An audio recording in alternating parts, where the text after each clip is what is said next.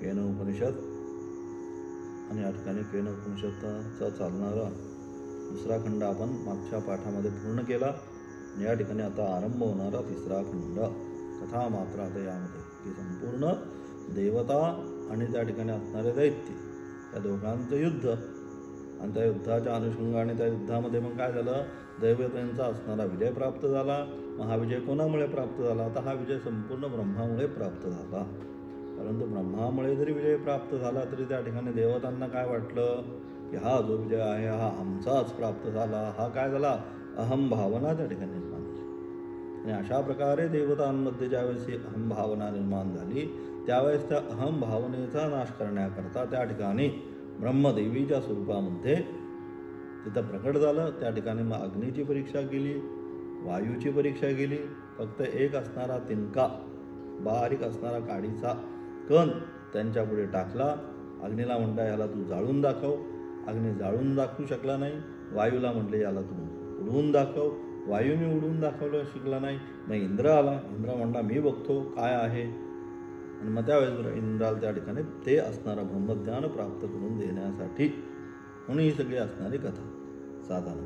आणि अशा प्रकारची ही असणारी कथेचा असणारा या ठिकाणी पहिला मंत्र असणारा केनोपनिषद, असणारा तिसरा खंड आणि तिसऱ्या खंडामध्ये असणारा प्रथम मंत्र अशा स्वरूपाचा. आता इथे काही जास्त शास्त्रार्थ नाही.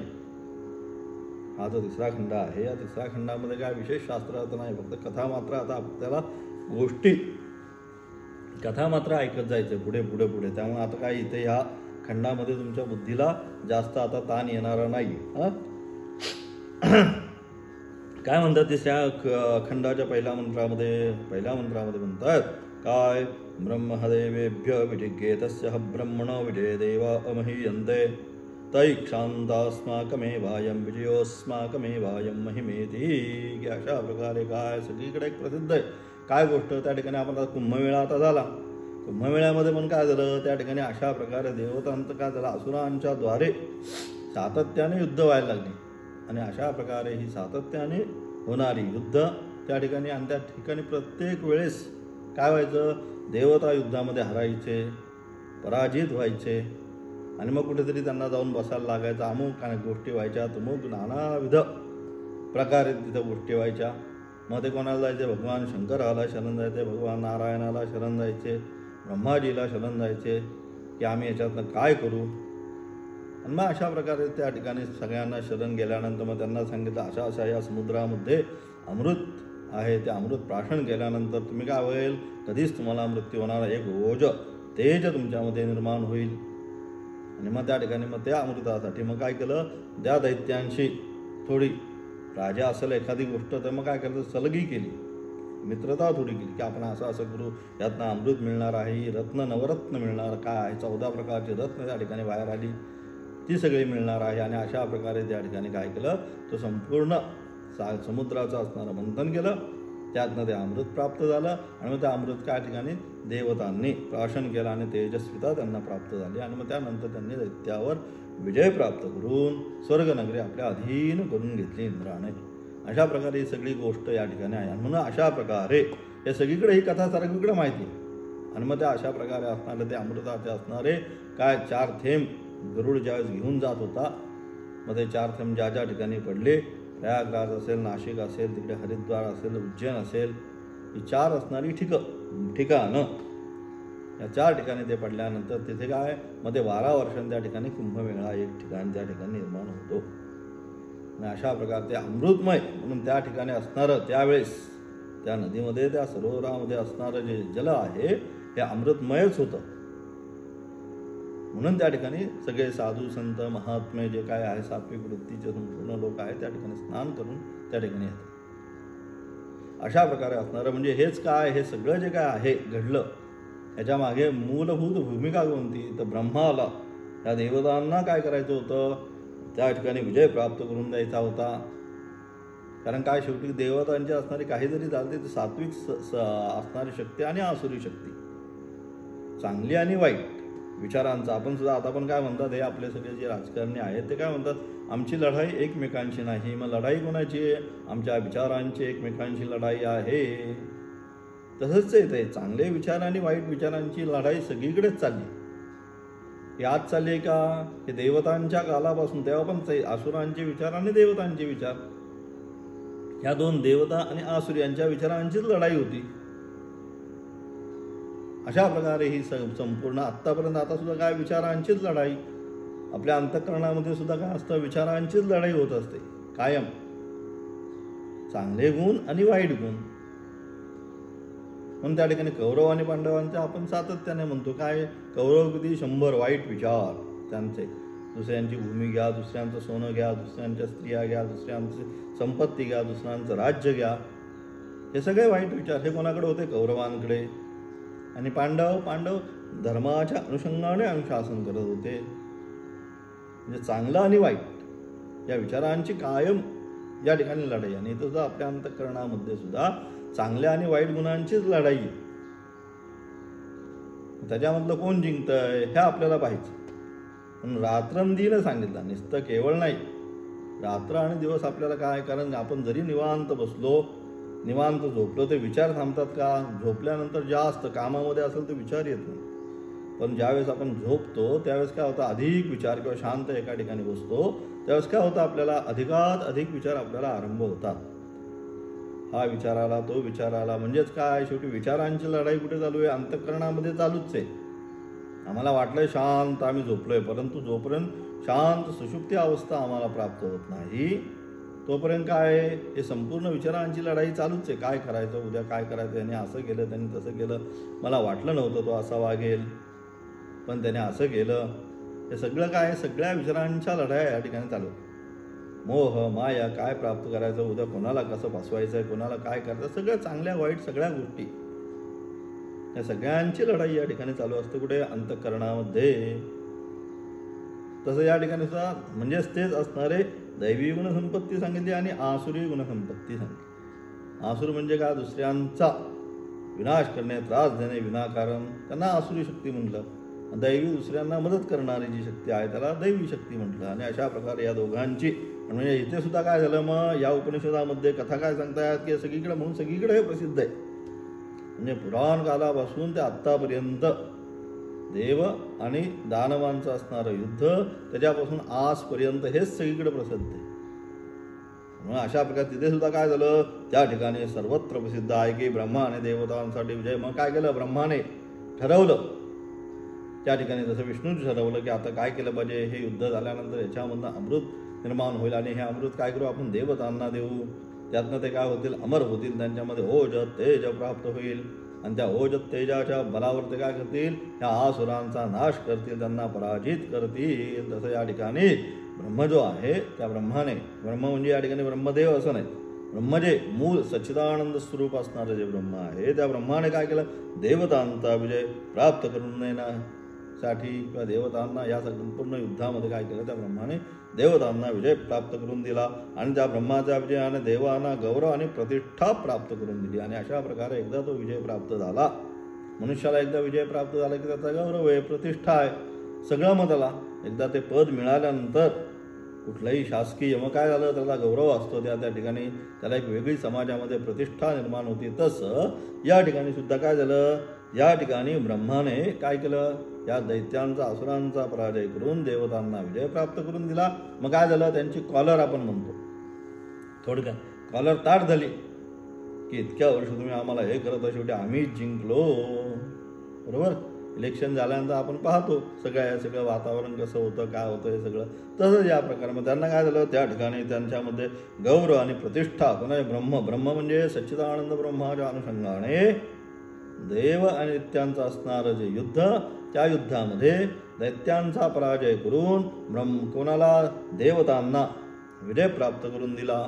आणि त्या विजयाने काय झाली, ह्या देवतांची काय सगळीकडे ख्याती झाली. एकदा विजय झाल्यानंतर एखादं मेडल मिळालं, हे मिळालं की आता सगळीकडं आपल्या पेपरमध्ये, ह्याच्यामध्ये त्याच्यामध्ये सगळीकडे फोटो, हे ते सगळं ख्याती आपल्या होते. तसं या देवतांची ख्याती, मग त्यांना गौरव प्रतिष्ठा हे सगळं त्यांना त्या ठिकाणी प्राप्त झालं. परंतु त्यांनी विचार केला, मग परंतु हे सगळं करत असताना हे सगळं प्राप्त झाल्यानंतर काय होतं, जसं आता आहे तसंच आहे. त्यांना काय वाटायला लागलं की हा संपूर्ण तैक्षंत अस्माकमेवायम विजयोस अस्माकम एवायम महिमेती, त्यांना असं वाटायला लागलं की हा जो काय विजय प्राप्त केलेला आहे ना, तो कोणी प्राप्त केला आहे? तर हा विजय आमचाच आहे, ही आमचीच महिमा आहे, आमच्यामुळेच हा विजय प्राप्त झाला, बाकी कुणी नाही. आम्ही त्या ठिकाणी युद्ध केलं, अमुक केलं, तमुक केलं. पण त्या ठिकाणी आपण जसं म्हणतो, या राजकारणामध्ये अदृश्य शक्ती अनेक त्या ठिकाणी विद्यमान असतात. त्या अदृश्य शक्तींच्या अनुषंगाने तसं इथे देवतांना विजय प्राप्त करून देण्यासाठी जी अदृश्य शक्ती होती ती ब्रह्माची होती. सच्चिदानंद ब्रह्माने काय केलं? त्या देवतांना त्या ठिकाणी विजय प्राप्त करून दिला. परंतु तो विजय प्राप्त करून दिला तरी सुद्धा या देवतांना आता असं काय वाटलं? अहंभावना निर्माण झाली. माणसाला एकदा पद निर्माण झालं की काय होतं? त्याच्यामध्ये किंचित अहंभावना होती. मला बोलला, मला अमुक केलं, मला तमुक, मी या पदावर, मी असा, मी तसा, हे सगळं चालू होतं त्या ठिकाणी. तसं यांना सुद्धा किंचित अहंभावना निर्माण झाली आणि त्या अहंभावनाने त्यांनी काय सर्वत्र काय केला? प्रचार. हा विजय आमचाच झाला, बघा आम्ही कसा असुरांवर विजय प्राप्त करून घेतला आणि ही सगळी जी काय महिमा आहे ही महिमा आमचीच आहे, आम्हीच हे सगळं संपूर्ण घडवून आणलं, असं झालं तसं झालं. हे सगळं काय आता ह्या गप्पा कोण मारायला लागले? सगळे देवता एकमेकांमध्ये अशा प्रकार स्वरूपाच्या गप्पा आरंभ केल्या त्यांनी. आणि अशा गप्पा आरंभ केल्यानंतर पुढे मग ब्रह्माने त्यांची असणारी तुम्ही काय आहात ते दाखवण्याचा प्रयत्न केला. आणि अशा प्रकारे पहिल्या मंत्राचं असणारं भाष्य आचार्य या ठिकाणी म्हणतात, ब्रह्मदेवेभ्य विजिज्ञे अविज्ञातं विजानतां विज्ञातम् अजानताम् इत्यादि श्रवणादि अस्ति यत् विज्ञातं प्रमाणैः यन्नास्ति तत् अविज्ञानं शश विषाणकल्प इति एवं अवभासते दृष्टम. इथे या ठिकाणी असणारा आचार्यांचं भाष्य आरंभ करतात आचार्य. आचार्य काय म्हणतात? आचार्य म्हणतात या तिसऱ्या खंडात आख्यायिका गोष्ट सांगितली. हा जो तिसरा खंड आहे ना, या तिसऱ्या खंडामध्ये आचार्य म्हणतात काय केली? गोष्ट सांगितली, त्याचे तात्पर्य भाष्यात दिले. ती काय गोष्ट त्या ठिकाणी सांगितली? त्याचं जे तात्पर्य आहे त्या ठिकाणी भाष्यामध्ये काय? ब्रह्मदेवेभ्य विजिज्ञे. कळलं का? पूर्वीच्या मंत्रामध्ये काय केलं? पूर्वीच्या मंत्रामध्ये जो मी ब्रह्मजान्य असे समजतो त्यास ब्रह्म कळले नाही, आणि जो ब्रह्म कळले असे म्हणतो त्यास ब्रह्म समजले, असे त्या ठिकाणी काय म्हणतात? पूर्वीच्या मंत्रामध्ये काय म्हणतात? अविज्ञातं विजानतां विज्ञातं अजानतां. म्हणजेच काय? जो असं म्हणतो मी ब्रह्म जाणलं असं म्हणायला गेला की त्याला काही कळलं नाही, परंतु जो म्हणतो मला काही कळलं नाही त्याला सर्व कळलं. आपण व्यवहारात तो म्हणतो तो बसतो शांत आहे पण त्याला सगळं माहिती असतं. पण जो हा उथळ पाण्याला खळखळाट फार, तसं जे म्हणतात आम्ही हे जाणतो आम्ही हे जाणतो, जाणणाऱ्याला काही माहिती नसतं. आणि जो शांत एका ठिकाणी बसून राहिलेला असतो तो काय या सगळ्यांची गंमत बघत असतो, पण त्याला सर्व माहिती असतं की इथं काय आहे काय नाही. त्याला सगळ्या गोष्टीचा सारासार अभ्यास झालेला असतो, परिपक्व झालेला असतो तो. तसं या ठिकाणी सुद्धा जो वास्तविक ब्रह्माला जाणतो तो अतिशय शांत होतो. आणि जो जाणतच नाही, लोका सांगे ब्रह्मज्ञान आपण कोरडे पाषाण सांगितलं. लोका सांगे ब्रह्मज्ञान आणि आपण कोरडे पाषाण, स्वतःला काही कळत नाही, परंतु सगळ्या लोकांना ते ब्रह्मज्ञान वाटत राहतो. त्याप्रमाणे इथे सुद्धा म्हणून काय? जो जाणतो तो बोलत नाही, जो जाणत नाही तो सगळ्यांना सांगत सुटतो मी जाणतो मी जाणतो मी जाणतो. आणि म्हणून अशा प्रकारे विरुद्ध श्रवण करून काही मंदबुद्धीच्या लोकांची शंका येईल की व्यवहारात जी वस्तू आहे तिथे ज्ञान प्रमाणाने होते. सर्वसाधारण जे आहेत मंदबुद्धीचे लोक त्यांना काय वाटतं? अशी याच्यावर शंका येईल. काय शंका येईल? म्हणतात जे जाणलं त्याला माहिती नाही आणि ज्याला माहिती नाही त्याला त्याने जाणलं. हे जे परस्पर विरुद्ध भाव आहेत ते काय? एखादा जो मंदबुद्धीचा जो मनुष्य येईल त्याला शंका येईल की काय? व्यवहारात जी वस्तू आहे तिचे ज्ञान प्रमाणाने होती, जे वस्तू नाही ती प्रमाणाने केव्हाही समजत नाही असा नियम आहे. व्यवहारात जी गोष्ट आहे तिचं ज्ञान आपल्याला प्रमाणाने होतंच, आणि जी नाही त्याचं वस्तू प्रमाणाने सुद्धा होऊ शकत नाही. म्हणजे जे आहे ते आहेच. म्हणजे काय? जे जे दिसतंय ते आहे, जे दिसत नाही ते नाही, असं थोडक्यात अज्ञानी जनांना म्हणायचं, ज्ञानी जनांना नाही. अलग लक्षात. आणि म्हणून अशा प्रकारे जी वस्तू नाही ते प्रमाणाने केव्हाही समजत नाही असा नियम आहे. ब्रह्म ही वस्तू कोणत्याही प्रमाणाने ज्ञात होत नाही, आणि म्हणून ब्रह्म हे शशविषणासारखे अत्यंत असत आहे. या शंकेचे निरासन करण्यासाठी आख्यायिका आहे. आणि म्हणून अशा प्रकारे यज्ञदृश्यम तत्तम तत्तत, जे जे पाहतोय आम्ही ते ते आहे, आणि जे पाहतच नाही ते असत स्वरूपाचं आहे तसंच. आणि म्हणून ब्रह्म ही वस्तू कोणत्याही प्रमाणाने, तुम्ही काय म्हणताय, ब्रह्म कोण अप्रमाण, कुठल्याही अविषयी, निरवयव, हे सगळं जे तुम्ही त्याची उपमा देतायत ना छान छान, मग जर का कुठल्याही प्रमाणाने ती गोष्ट ज्ञातच होत नाही, मग कसं काय आम्ही म्हणायचं ती आहे? मग ती काय शशविषाणा समन अत्यंत असत स्वरूपाचीच आहे, ती वास्तविक नाहीच आहे. तुम्ही कपोल कल्पना केली काहीतरी ब्रह्म आहे, असा आहे तसं आहे, कारण ते प्रमाणानेच जर सिद्ध होत नसेल तर कसं काय? म्हणून शशविषाणासारखं, शस्याला जशी शृंग कधीही असत नाही, अत्यंत असत आहेत, त्याप्रमाणे तुम्ही जे ब्रह्म म्हणताय ते ब्रह्म प्रमाणाच्या अभावात काय अत्यंत असत आहे. त्यामुळे ब्रह्म नावाची काही वस्तू या ठिकाणी नाही. या शंकेचे निरसन करण्यासाठी आख्यायिका आहे. म्हणजे अशा प्रकारे ही जी संख्या अज्ञजनांना येते, ज्ञानीजनांना नाही, परंतु जे अज्ञ आहेत त्यांना ही शंका येते. त्याची काय, त्यांच्या शंकेचे निरसन करण्याकरता ही आख्यायिका आहे.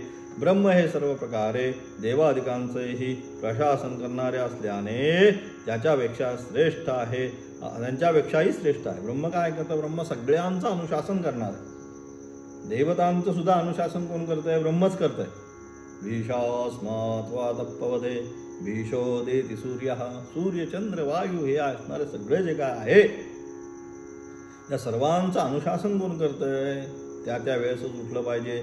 सूर्याला आहे का कधी आज रविवार आहे, जाऊ दे आजच्या दिवस जरा मी 6 वाजता कशाला उठू, आजच्या दिवस मी 7 वाजता उठतो, असं म्हणून चालणार आहे का? तर प्रत्येक वेळेस जो त्याची वेळ दिलेली आहे त्या वेळेसच त्याला उठायचंय, म्हणजे यायचंय. जी वेळेस मावळायची आहे त्या वेळेसच जाणार. सूर्योदय सूर्यास्त त्या ठिकाणी आपण पाहतो.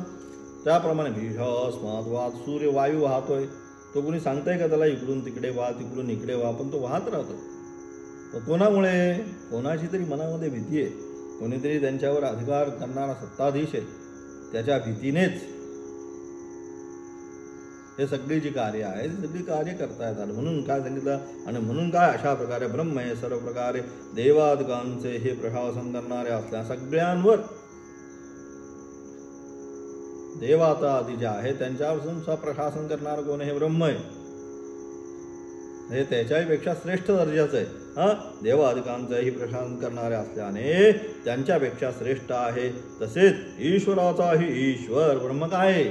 ईश्वराचाही ईश्वर, परमात्मा.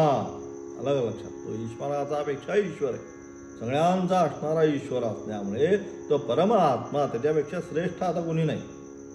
तो सर्वात श्रेष्ठ. परम म्हणजे अत्यंत उच्च दर्जाचं, त्याला म्हणतो अत्यंत परम, त्याच्यापेक्षा दुसरं काही नाही असा परमात्मा. म्हणून तो काय? तो ईश्वराचाही ईश्वर आहे. सगळे जे काही ईश्वर आहेत त्या ईश्वरांचाही ईश्वर कोण आहे? त्या ईश्वरांचाही ईश्वर ते ब्रह्मतत्व आहे. तसेच ईश्वरांचाही ईश्वर दुर्विज्ञेय, देवांनाही विजय संपादन करून देणार. आणि कसा आहे? दुर्विज्ञेय, सहजासहजी गेला आणि परमात्मा प्राप्त करून घेतला असं होत नाही. इतर सगळ्या गोष्टी प्राप्त करून घेऊ शकू, परंतु ते जे ब्रह्मज्ञान आहे ते ब्रह्मज्ञान एवढं सहज प्राप्त होत नाही, अत्यंत गुह्य आहे ते. त्यामुळे म्हणून सांगितलं दुर्विज्ञेय, देवांना विजय संपादन करून देणारे. आणि या ठिकाणी देवांना सुद्धा युद्धामध्ये विजय कुणी प्राप्त करून दिला? त्या ब्रह्मानेच विजय प्राप्त करून दिला. त्या ब्रह्माला त्यांची दया आली विचारा. हे अरे सातत्याने पराभूत होतात म्हणून त्यांनी काय केलं?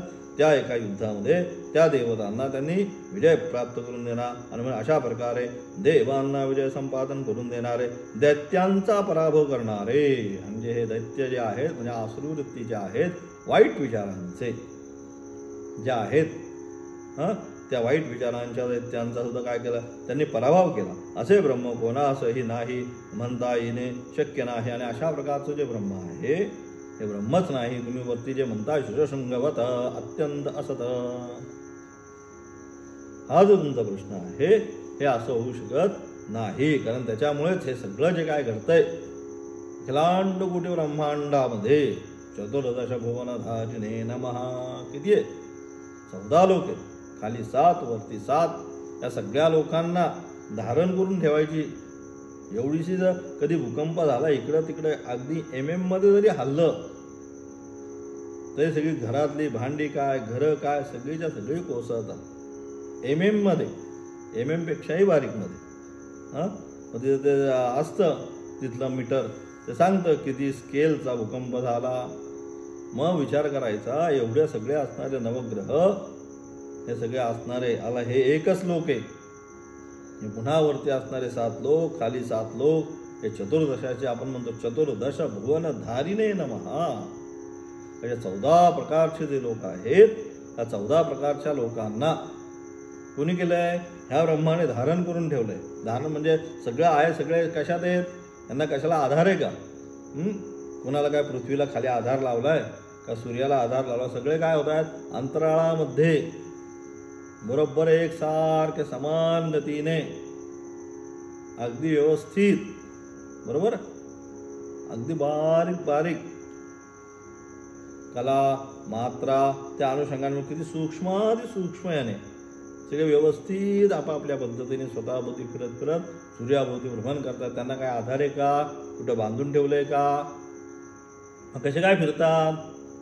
मग असे नुसता हा एका लोक आहे, पुन्हा हे असणारे 7 खालचे लोक, वरते 7 लोक, आणि हे असणारे हे एक ब्रह्मांड. असे अनंत कोटी ब्रह्मांड आहेत. त्या सगळ्यांचं अनंत कोटी ब्रह्मांड जे आहे, ते आपलं जे आहे, आपलं एक ब्रह्मांड. असे परत अनेक आहेत या अवकाशामध्ये. त्या सगळ्यांना धारण करणारं कोण? हे ब्रह्मतत्व आहे. आणि म्हणून अशा प्रकारे तेच सांगितलं. म्हणून असे हे ब्रह्म कोण? आणि म्हणून हे जे ब्रह्म आहे, ज्याने संपूर्ण धारण केलं आहे, ते ब्रह्मच नाही असं कोणाला म्हणता येत शक्य नाही. अशा अर्थाची पुढील वचने आहेत. अथवा ब्रह्मविद्येची स्तुती करण्यासाठी, अथवा या ठिकाणी हे म्हणजे वास्तविक ब्रह्मच आहे, ब्रह्माव्यतिरिक्त काही नाही हे सांगण्यासाठी, अथवा ब्रह्मविद्या जी आहे ही ब्रह्मविद्याची स्तुती करण्यासाठी. कशाला आता ही कथा? कथेतून काय सांगतो आपण? आता ही सगळी 18 पुराणं आपण म्हणतो, 18 प्रकारची पुराणं. मग ते काय? गणेश पुराण. गणेश पुराणामध्ये काय सांगितलं? गणेशाची असणारी स्तुती. त्वं ब्रह्म, त्वं विष्णू, त्वं रुद्र, त्वं इंद्र, त्वं अग्नी, अवत्वं माम अवक्तारम अवशोधाम, त्याची असणारी स्तुती केली गणेशाची. हे भगवान गणेशा, तूच आमची रक्षा कर, तूच ब्रह्मा आहेस, तूच विष्णू आहे. शिवामध्ये शिवाची स्तुती केली. नारायण उपनिषद नारायणाची स्तुती केली त्या ठिकाणी. देवी असणारे देवीमध्ये देवी भागवताची, देवीची स्तुती केली. अशा प्रकारे प्रत्येक जो आहे पुराण, त्या प्रत्येक पुराणाच्या माध्यमातून त्या त्या देवतेचे असणारे गुण त्या ठिकाणी प्रकट केले, त्या देवतेची स्तुती केली. तसंच या ठिकाणी काय केलं? आता हे जे काय पुढे येणारी कथा आहे, ज्या कथेच्या द्वारे काय केली? तो ब्रह्म आहे, त्या ब्रह्मविद्येची स्तुती करण्यासाठी जी ब्रह्मविद्या आहे, अशा प्रकारे ब्रह्मविद्या सुद्धा आहे. मग त्या ब्रह्मविद्येची स्तुती करण्यासाठी यांनी पुढची असणारी कथा या ठिकाणी सांगण्याचा प्रयत्न केला. ब्रह्मविद्येची स्तुती करण्यासाठी आख्यायिका आहे. अग्न्यादी देवता ब्रह्मविज्ञान झाल्याने त्या सर्व देवांमध्ये श्रेष्ठ झाल्या. अग्न्यादी देवतांना ज्या आहे, अग्नी, वायू, इंद्र त्या ठिकाणी आले, त्यांची परीक्षा घेण्यासाठी आले. आणि म्हणून त्यांना काय झालं? ब्रह्मविज्ञानाची प्राप्ती सर्वप्रथम झाली. अग्न्यादी देवतांना ब्रह्मविज्ञान झाल्याने ते सर्व देवांमध्ये श्रेष्ठ झाल्या. ह्या अग्नी, वायू, इंद्र यांना काय? ब्रह्मज्ञान प्राप्त झालं. आणि ते ब्रह्मज्ञान प्राप्त झाल्यानंतर काय झालं? त्या ज्या आहेत त्या सर्वांमध्ये श्रेष्ठ झाल्या, त्या सर्व देवांपेक्षा. या म्हणजे अशा प्रकारे सर्व देवांमध्ये, त्या सर्व देवांपेक्षा इंद्रात प्रथम ब्रह्मज्ञान झाले. आणि म्हणून तो सर्व देवांमध्ये श्रेष्ठ झाला. त्या ठिकाणी या सगळ्यांमध्ये प्रथम गुन्हा झाला विरोचना. इंद्र गेले तिथे ब्रह्माकडे, हे भगवान ब्रह्मा, आम्हाला त्या असणाऱ्या ब्रह्मतत्वाचा उपदेश करा. मग त्याने काय केलं? त्या ठिकाणी एका सरोवराच्या तळाशी नेलं आणि विरोचन आणि इंद्रांना काय केलं? उपदेश केला. ह्या ठिकाणी जे दिसतंय प्रतिबिंब तेच ब्रह्म. मग काय केलं? विरोचनाने देह म्हणजेच ब्रह्म, खाओ पिओ मजा करो. परंतु इंद्राने ते म्हटलं नाही, असं होऊ शकणार नाही, याच्यामध्ये ते काहीतरी मग त्याचा अर्थ वेगळा अर्थ आहे. आणि म्हणून विचार केला, पुन्हा गेला, विचार केला, पुन्हा गेला, 2, 3, 4 वेळा पुन्हा गुरुकडे जाऊन त्याचा पुन्हा विचार आणि विनिमय केला. अशा प्रकारे मग काय चौथ्यांदा त्याला काय झालं, ते ब्रह्मतत्वाचं ज्ञान झालं. आणि म्हणून अशा प्रकारे इंद्र जो आहे त्या सर्व देवांपेक्षा इंद्राला प्रथम ब्रह्मज्ञान झाले आणि म्हणून तो सर्व देवांमध्ये श्रेष्ठ झाला. म्हणून इंद्र जो आहे हा सगळ्या देवांमध्ये अत्यंत श्रेष्ठ झाला. किंवा ब्रह्म हे कळण्यास अत्यंत कठीण आहे, कारण देव हे अति तेजस्वी आहे. ब्रह्म कसं आहे, हे ब्रह्म करण्यासाठी अत्यंत कठीण आहे. म्हणून सांग गुह्याति गुह्य राजविद्या राजगुह्य गुह्य की कळणं आता तुमच्या म्हणजे आता 2 वर्षाच्या कालावधीनंतर 2.5-3 वर्ष झाली, तेव्हा आता तुम्हाला थोडंसं ब्रह्मज्ञान प्राप्त व्हायला आरंभ झाला की हो हे असं आहे.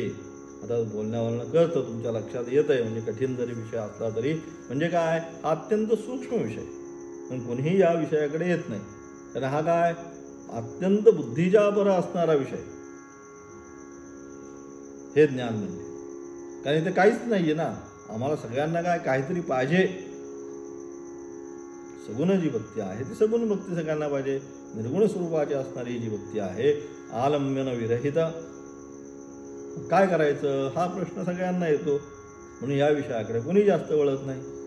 असो, आणि म्हणून अशा प्रकारे हे काय कारण का कळण्याचं अत्यंत कठीण आहे. हे जे विज्ञान आहे ना ब्रह्मविद्या, हे कळण्याचं अत्यंत कठीण आहे. कारण देव हे अति तेजस्वी आहे. इंद्र हा तर त्या सर्व देवांपेक्षा अतिशय श्रेष्ठ, पण त्यांना सुद्धा ब्रह्माचे ज्ञान मोठ्या प्रयत्नाने झाले. म्हणून ब्रह्मज्ञान हे दुर्विज्ञेय आहे. आणि अशा प्रकारे इंद्र जे सर्वांत श्रेष्ठ असला ते त्या इंद्रियाला पण काय एकदा आलं का 3-4 वेळा पुन्हा गेला तो त्या ठिकाणी ब्रह्माकडे की मला नाही कळलं पुन्हा सांगा, मला नाही कळलं पुन्हा सांगा. असं करत 3-4 वेळा गेला. तेव्हा त्या इंद्रास सुद्धा एवढा महाबुद्धिमान असणारा इंद्र, सर्व देवांचा असणारा राजा, पण त्याला सुद्धा ती ब्रह्मविद्या सहज कळली का, तर त्यासाठीच ती गोष्ट आहे. ही जी ब्रह्मविद्या आहे ही एवढी सहजासहजी प्राप्त होत नाही. आणि प्राप्त झाला का अत्यंतिक दुःखाची निवृत्ती आहे. सगळ्यात शेवटचं औषध आहे रामबाण. आपण म्हणतो त्या ठिकाणी काय रामबाण औषध, की ते घेतल्यानंतर कामच होणार. तसं आहे ही ब्रह्मविद्या म्हणजे काय, हे रामबाण औषध आहे. संसारिक जी सुखदुःख आपण भोगत आहोत, हे इतर सगळ्या ज्या काय विद्या आहेत तेवढं टेम्पररी सोल्युशन आहे. तेवढ्या पुरतं गोळ्या घ्या मग बरं वाटेल डॉक्टर म्हणतात, परंतु गोळ्या झाल्यानंतर परत 2 दिवसांनी पुन्हा आजार सुरुवात होते. तसं इतर सगळी औषध, पण ब्रह्मविद्या रामबाण औषध आहे. एकदा त्याने घेतलं ब्रह्मरस की संपूर्ण संसार जो आहे हा सगळ्या संसाराचा विनाशच करून मूलसहित काही ठेवत नाही. जसं आपण म्हणतो आयुर्वेदिक औषधं काय करतात, उशिरा गुण देतात, पण रोगाची काय करतात, मुळातून त्या रोगाचा नाश करतात. त्याप्रमाणेच आहे इथे हे जे ब्रह्मतत्व आहे, ही जे ब्रह्मविद्या आहे, ही ब्रह्मविद्या काय करते, ही सहज नाही, ही सगळी समूलम विनश्यती, काही ठेवत नाही, मूळ वगैरे काही ठेवत नाही. काय जर मूलच राहणार नसेल तर मग काय जन्म मरण रूप जे दुःख आहे त्या दुःखाचा नाश करणारी ही विद्या. आणि म्हणून ही कळण्यामध्ये किंचित क्लिष्ट आहे. एवढं सहज आत्यंतिक दुःखाची निवृत्ती करणारी, जे दुःख आपल्याला आहे ना या संसारावर, आपल्या सगळ्यांना काय दुःखच आहे, दुःखाव्यतिरिक्त काही नाही. या दुःखाची आत्यंतिक दुःखाची निवृत्ती आणि निरतिशय आनंदाची प्राप्ती जीवनामध्ये कोण करून देतं, तर ही ब्रह्मविद्या करून देतं. आणि म्हणून अशा प्रकारे असणारं हे रामबाण औषध मग काय ते काय सहज उपलब्ध होणार आहे का, त्यासाठी पण कष्ट आहे. म्हणून काय झालं, अत्यंत काय झालं, कळण्यास अत्यंत कठीण. कारण देव हे अति तेजस्वी आहे. इंद्र सर्व देवांपेक्षा अतिशय श्रेष्ठ, पण त्यांना सुद्धा ब्रह्माचे ज्ञान मोठ्या प्रयत्नाने झाले. आणि म्हणून ब्रह्मज्ञान दुर्विज्ञेय आहे. उत्तम अधिकारी मुक्षु पुरुषांना निर्विषय ब्रह्मजीवाक्य विज्ञान पूर्वी सांगितलेले. आणि म्हणून अशा प्रकारे जे काय उत्तम अधिकारी मुक्षु पुरुषांकरता काय निर्विषय जीव ब्रह्म ऐक्य विज्ञान पूर्वी सांगितले. अलग लक्ष अशा प्रकारे ते पूर्वीचे म्हणजे याच्या आधीच्या ज्या भागामध्ये जे काय सांगितलं ते कोणासाठी सांगितलं, जे उत्तम आहेत, अधिकारी आहे, मुमुक्षु आहे, विवेक वैराग्य समाधी षटक संपत्तीवाले आहे, मुमुक्षुत्व आहे, असे सगळे प्राप्त झालेले त्यांच्यासाठी या पहिल्या आणि दुसऱ्या खंडाच्या द्वारे ती ब्रह्मविद्या सांगितली. जो कोणी मंद अधिकारी असतील त्यांना सगुण ब्रह्मोपासना सांगण्यासाठी पुढील ग्रंथ आहे, परंतु त्यांना निर्गुण ब्रह्मोपासना लवकर लक्षात येत नाही. मग असे जे आहे त्यांच्यासाठी काय सगुण ब्रह्मविद्या उपासना सांगितली. परमेश्वर तम ब्रह्म तम विष्णू, घ्या गणपतीचं भजन करा, सूर्याचं भजन करा, अमुक करा तमुक करा. हे सगळं जे आहे सगुण उपासना ही कोणासाठी सांगितली? हे जे कोणी मंद अधिकारी असतील त्यांना सगुण ब्रह्मोपासना सांगण्यासाठी पुढील ग्रंथ आहे. आणि त्यांच्यासाठी ही सगुण ब्रह्मोपासनाची सांगण्यासाठी आता ह्या पुढचा येणार म्हणजे आता जे काय येणार आहे हा तिसरा खंड त्यांच्यासाठी सर्वसाधारण सर्वसामान्यांना कळण्यासाठी हा सांगितलेला आहे. आणि म्हणून काय सांगितलं? त्या सगुण ब्रह्मोपासनाचा पुढील ग्रंथ आहे. ब्रह्मविद्येशिवाय मनुष्यतकांच्या ठिकाणी जो कर्तृत्व अभिमान आहे तो मिथ्या आहे. आणि म्हणून ब्रह्मविद्याशिवाय काय मनुष्यांच्या ठिकाणी जो कर्तृत्वादी अभिमान आहे तो मिथ्या आहे. आपल्या कशाशिवाय? ब्रह्मविद्येशिवाय. जोपर्यंत ब्रह्मविद्या होत नाही, प्राप्त होत नाही, तोपर्यंत मिथ्या स्वरूपाचा हा कर्तृत्वादी अभिमान आहे त्याला कळत नाही. अज्ञादिदेव सर्व समर्थ असताना, संपन्न असताना सुद्धा ते पराजित झाले. अज्ञादिदेव जे देव आहेत ते सुद्धा कसे होते? सर्व समर्थ असते. सर्व समर्थ असताना सुद्धा काय झाले? त्या ठिकाणी गेले ते आणि ते काय झाले? ते पराजित झाले. अग्नीला नुसता तिनका दिलाय. चल, तो म्हणतो मी या जगामधलं सगळं काही केव्हा कुठेही म्हणतो एका क्षणात सगळ्याचा भस्मसात करून टाकेल. असं म्हणल्यानंतर त्या ठिकाणी असणारी ती देवी तिने काय केलं? एक तिनका घेतला आणि तिच्या पुढे टाकला. म्हणे ह्या तणक्याला आता तू जाळून टाक. सगळ्या शक्तीनिशी अग्नीने त्याच्यावर जोर लावला तरी काही उपयोग झाला नाही. मग तेच सांगितलं. आणि म्हणून अशा प्रकारे काय अज्ञात देव सर्व सामर्थ्य संपन्न असताना सुद्धा काय झाला? पराजित, काही करू शकला नाही. याकरता आख्यायिका आहे. याप्रमाणे पुढील मंत्राचे तात्पर्य सांगून यानंतर पहिल्या मंत्राचा उपदेश अर्थभाष्यात दिला आहे. त्याचे तात्पर्य काय? तात्पर्य देव व दैत्य यांचे वारंवार युद्ध होत होते सातत्याने. आता मगाशी सांगितलेली कथा तीच आता या ठिकाणी आलेली. काय? देव आणि दैत्य यांचं सातत्याने एकमेकांशी युद्ध होत होते. त्या युद्धात देवांचा वरचावर पराभव होत होता. आणि अशी जी युद्ध होती या युद्धामध्ये काय होते? जे देवता होते त्या देवतांचा वारंवार काय व्हायचा? पराभव व्हायचा. किती काही जरी झालं तरी देवतांचा पराभव व्हायचा. देवता काय ते युद्ध जिंकू शकत नव्हते. वरच्यावर पराभव होता. देव हे सात्विक असल्याने परमेश्वरास त्या देवांचे दया आले. विचार हे सगळे जे काय सात्विक वृत्तीचे होते. त्यामुळे काय झालं? कोणाशी युद्ध आहे तर त्रास नाही देणार, काय नाही होणार, आपल्या ह्याच्यामध्ये असायचे. आणि सात्विक वृत्तीचे असल्यामुळे काय झालं? देवांची कोणाला? ब्रह्माला, त्या परमेश्वरास, तो परमेश्वर आहे त्याला त्या देवांची दया आली. आणि एका संग्रामामध्ये सर्व लोकांना पीडा करणारे धर्मविध्वंसक असे जे दैत्य त्यांचा पराभव करावा आणि देवांचा विजय व्हावा असे त्याला वाटले. आणि म्हणून त्याला काय वाटतं? हे काय दैत्य आहेत ना, हे काय नाही, ते धर्मविध्वंसकच आहे. धर्म हे कमीत कमी देवता जे आहे ते धर्माचं पालन तरी करतात. परस्परम भावयंतः या न्यायाने जे काय त्यांचं त्यांना दिल्यानंतर ते काय करतात? आपल्याला त्यांचा आपला वाटा देतात. अशा प्रकारे संपूर्ण सृष्टीचं चक्र तरी व्यवस्थित करतायत. परंतु हे दैत्य काय जे आहे ते सगळं स्वतःच घेत आहेत आणि जो धर्म आहे हा धर्म नाश करतायत. मग यांना ठेवून तरी काय उपयोग? आणि मग अशा विचार करून त्या परमेश्वराला वाटले काय करावं? या दैत्यांचाच पराभव करावा आणि या देवतांना विजय प्राप्त करून द्यावा असे परमेश्वराला वाटले. व म्हणून सर्व जगाची स्थिती व्हावी. आणि म्हणून अशा प्रकारे संपूर्ण जगाची स्थिती म्हणजे व्यवस्थित संपूर्ण आहे. कोणी जरी असलं तरी प्रत्येकाला आपल्याला सुद्धा वाटतं आपलं घर काय व्यवस्थित चालावं. तसं प्रत्येकाला वाटतं काय की हे जे आहे ह्या जगाची स्थिती म्हणजे व्यवस्थित सगळं चालावं, कुठे बिघाड नसावं, काही नसावं, काय क्लेश नसावं, काही नसावं. सर्व भूत हिते रथा या न्यायाने सगळ्यांनी सुखा समाधानाने एका घरात नांदावं असं सगळ्यांना वाटतं. या जगतामध्ये अशा प्रकारे सगळ्यांनी एकत्र हो, भूता परस्परे जडो मैत्र जीवांचं असं माऊलींना वाटतं. म्हणजे प्रत्येकाला वाटतं.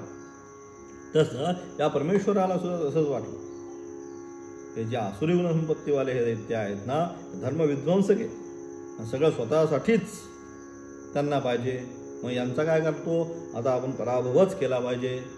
आणि हे देव जे आहे ते कसे का असा परस्परम भावयंता या न्यायानं त्यातलं काय असेल ते थोडा आपल्याला ठेवतात आणि बाकीचं पुन्हा यांना देतात. आणि याने काय होतं? संपूर्ण सृष्टीचक्र बॅलन्समध्ये चाललेलं आहे. आणि म्हणून काय करू आपण या देवतेंचाच विजय प्राप्त करून देऊ व म्हणून सर्व जगाची स्थिती व्हावी याकरता त्याने दैत्यांचा पराभव करविला व देवांना विजय मिळवून दिला आणि अशा प्रकारे दैत्यांचा पराभव करून त्या ठिकाणी देवतांना विजय प्राप्त करून दिला। त्यावेळी सर्व देवांना असा अभिमान झाला की आमच्या सामर्थ्याने हा विजय मिळवला। परंतु विजय मिळवल्यानंतर आता काय झालं, विजय मिळवला, विजय उत्सव झाला सगळा त्या ठिकाणी। आणि विजय उत्सव झाल्यानंतर आता काय सगळ्या देवतांना असं वाटलं अरे आम्ही आमच्या काय केलं, आम्ही बघा काय म्हणतात, आम्ही आमच्या सामर्थ्याने हा संपूर्ण विजय प्राप्त करून घेतलेला आहे, आमच्या सामर्थ्याने हा विजय मिळवलेला आहे। आमच्यापेक्षा सर्वांतर्यामी सर्व जगाची स्थिती करणारा दुसरा कोणीही परमेश्वर नाही, आमचाच हा विजय आहे असा त्या सगळ्यांना काय झाला मोठा गर्व झाला। आणि म्हणून अशा प्रकारे आता त्यांना काय सर्वांतर्यामी सर्व जगाची स्थिती करणारे आम्हीच आहोत, आमच्यापेक्षा दुसरा कोणी परमेश्वर नाही, आमचाच हा विजय आहे। अलग त्या ठिकाणी असणारे हिरण्यकश्यप आहे, रावण आहे, सगळे दैत्य त्या विचाराचेच। अलग तो काय म्हणतो दुसरा कोणाचाही हिरण्यकश्यप काय म्हणतो त्या ठिकाणी प्रल्हादाला दुसरा कोणीही देव नाही, मीच देव, माझीच पूजा झाली पाहिजे, कुठला नारायण कसलं काय काही नाही। तसं या ठिकाणी सुद्धा आता शेवटी काय व्हायला विजय प्राप्त झाला आणि एकदा विजय प्राप्त झाला की विजयाचा असणारा उन्माद असतो वेगळा। इलेक्शन झालं की ते आपण पाहतो टी व्हीवर कसा असतो तो। तसंच या ठिकाणी देवतांना सुद्धा विजय प्राप्त झाला आणि त्यानंतर त्यांना असं वाटायला लागलं की हा विजय कोणाचा आहे, आमचाच आहे, आमच्यामुळेच हा विजय झाला। आणि मग काय झालं त्यांना त्या ठिकाणी गर्व निर्माण झाला त्यांच्या मनामध्ये। आणि तो गर्व निर्माण झाल्यानंतर पुढे काय झालं, तद्धैषां विजज्ञतेभ्यो प्रादुर्भूव तन्नं विजानन्त किमिदं यक्षमेति। तो यक्ष आहे, यक्ष स्वरूपामध्ये त्या ठिकाणी ती देवता त्या ठिकाणी येते। त्याचा असणारा विशेष अर्थ उद्याच्या पाठामध्ये दुसऱ्या मंत्राचा अर्थ पाहणार आहोत। ओम तत्सत।